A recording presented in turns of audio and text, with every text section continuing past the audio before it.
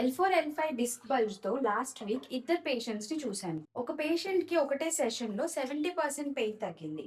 ఇంకొక పేషెంట్ కి 20% మాత్రమే తగ్గింది. సేమ్ కండిషన్, సేమ్ ఎంఆర్ఐ, కానీ different clinical presentation, different treatment approach. ఒక మిరాకిల్ ఫిక్స్ ని కాకుండా మీ బాడీని అర్థం చేసుకుంటారు అని ఇంతకు ముందు వీడియోస్ లో మనం డిస్క్ బల్జ్ అంటే ఏంటి, దాని వెనకాల ఉన్న ఫ్యాక్టర్స్ ఏంటి, ఇవన్నిట్లో నర్వస్ సిస్టమ్, బ్రెయిన్ రోల్ ఏంటి అని చాలా క్లియర్ గా మాట్లాడుకున్నాం. బ్రెయిన్ రీట్రైన్ చేసుకోవడానికి కొన్ని ఎక్సర్సైజెస్ ట్రై చేయొచ్చు. ఇవి ఎగ్జాంపుల్స్ మాత్రమే. ఇదే చేయాలి, దీంతోనే తగ్గుతుంది అని కాదు. సో ఒకవేళ మీకు ముందుకు వంగుతున్నప్పుడు బ్యాక్ పెయిన్ వస్తుంది అంటే మీరు ఇలా వాల్ సపోర్ట్ తీసుకొని మెల్లగా ఎంతవరకు పెయిన్ రావట్లేదు అంతవరకు ముందుకు వంగి వెనక్కి రావచ్చు.